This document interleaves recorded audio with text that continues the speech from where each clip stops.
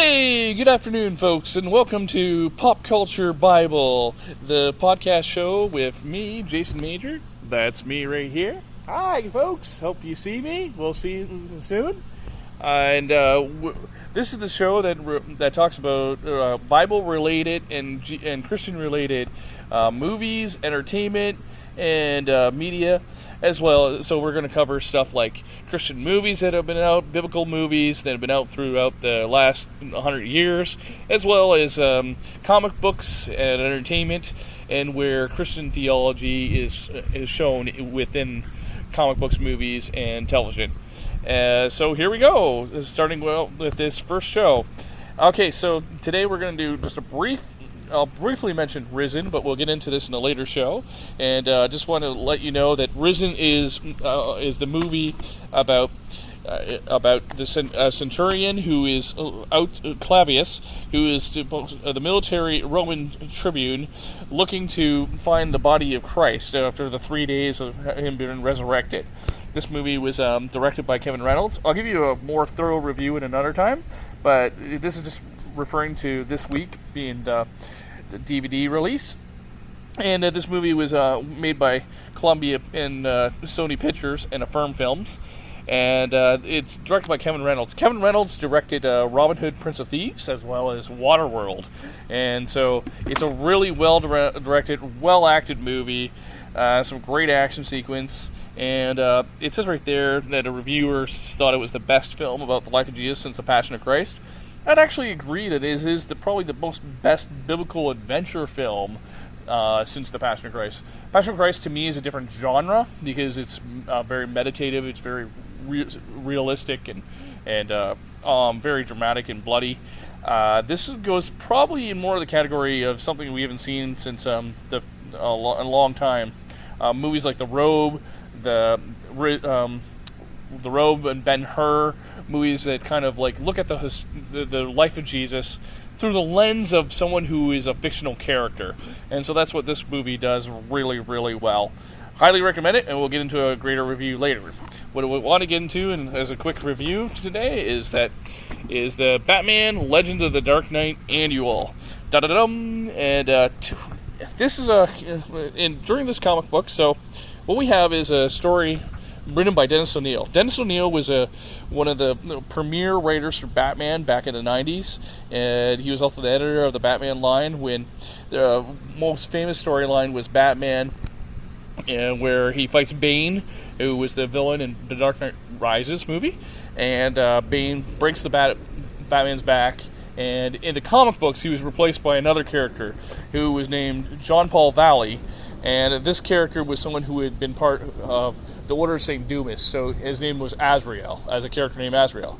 Azrael was kind of a knight, part of this Order of St. Dumas, and kind of had his mind programmed to be sort of a crusader that they would send out on missions, not necessarily tied in with Christianity, but more tied in with things like Knights of Templar. So in this storyline, he's taken over the mantle of the Bat and upgraded his suit to sort of an armored suit that we see in here. And also, it's also crossing over with another storyline that the annuals were doing in 1993 called Bloodlines. Bloodlines, very quickly, was about some alien parasites trying to take over the world, and basically they kill people, but some people they killed apparently had like some sort of their DNA which allowed them to mutate. Rather than die, they would be mutated into other people or other and become like mutants or something along those lines. It's kind of a silly storyline. But sometimes you need the D-list characters to introduce in between the A-list. So why am I reviewing this? Because the Christian themes here are these two characters, Cardinal Sin and the Samaritan. It's a little bit confusing in the story, but basically how it starts out is you have this priest, and you have who is revealed later to be his brother, and he's someone who was a killer and is on the run. And what happens is they encounter these aliens who attack them. And one of the really cool lines in this story, and what I'm referring to it, is where he says this. He says, Don't you know? Don't you know? There ain't there ain't nothing more than this. What there is anything you can taste, smell, get your hands on. Decency, love, honor, and Santa Claus and the Man from Mars. Those are just stuff weaklings made up when they couldn't face facts. So his theology in this story is that basically there is no God, and this is just fluff that people made up to deal with life. Whereas the priest says, no, there is a God. And what happens is they encounter the aliens and they get attacked. Now, it's really kind of confusing on a first read. But what happens is that these two characters get reborn. On a first read, I thought almost that they swapped bodies, but it doesn't appear to be the case from what I've read of the story. What has happened is that they both respond differently to this experience. So the guy who is a killer ends up viewing this as a miracle that he survived, and because it's revealed that these two are actually brothers, and he sees his priest brother almost die for him, he has a conversion experience where he says, well, maybe now they've seen this alien being and that I've survived this encounter, maybe there is more to life than just what I thought. Where the priest decides that there's just he decides that there's just that maybe evil he's gone insane, basically, I think. But again, that's not kind of clear from a story standpoint in the beginning. But the interesting thing from a theological standpoint and why I'm reviewing this is, so we have our priest. He becomes Cardinal Sin, which is a really corny name and a corny costume that he manages to get from he gets a ride from this woman drama, and the other guy calls himself Samaritan, so we have him in this white outfit, so they consider him like the Good Samaritan from the Bible story. And of course Batman comes along and he ends up teaming up with Samaritan to fight Cardinal Sin and stop him from killing people. And what to me is interesting about the story is that what you have is a good character who, because of a bad situation, becomes a bad man. His reaction to this story, his problems, this attack by an alien, is that he's given up his faith and he considers it now live, and that evil is more important. That evil's the only power that matters. And you have a bad man who views this situation and finds redemption. And so I think that although it's a silly done story, and again, the aliens are very D-list villains in my opinion, and the unclarity of the beginning where you're not sure if they've swapped bodies because it's just all of a sudden one becomes bad and the bad guy becomes good.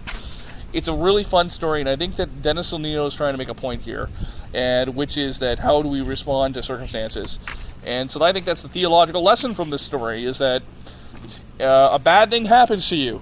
How are you going to react? Are you going to become Cardinal Sin and turn into an evil person? Or are you going to become like Samaritan here, and your life is going to be redeemed and you're going to change your ways? And in many ways, that it's ironic that you use the Azrael Batman, but in terms of the real Batman, I know there's no real Batman. He's a fictional character. Don't worry. We have that contrasted with the Joker as well, where Joker has a bad day and he becomes the Joker, and that's how he became the Joker in most origins of the character. Where Batman had a bad day and becomes Batman, the symbol of justice. And so that's the interesting part of the story, is that dealing with themes of one character who didn't believe in God, and through this parasite experience turns to sort of a faith in God, as well as saying maybe I've got a second chance to redeem my life and my past. And another character who that same action turns him over to the side of the evil and says, I can't deal with this anymore. And so I think that my question of the day is when a big problem, like in my case, unemployment, how does that turn? What does the events in life and the stresses in life and the circumstances in life, will you become or turn into when you're confronted by them. Are you going to turn to the side of God, or are you going to turn to the side of giving up, turning it over to your evil and desires? Really interesting to ponder when you get more philosophical, but D-list villain becomes an A-list story. And again, we will talk more about Risen coming up soon.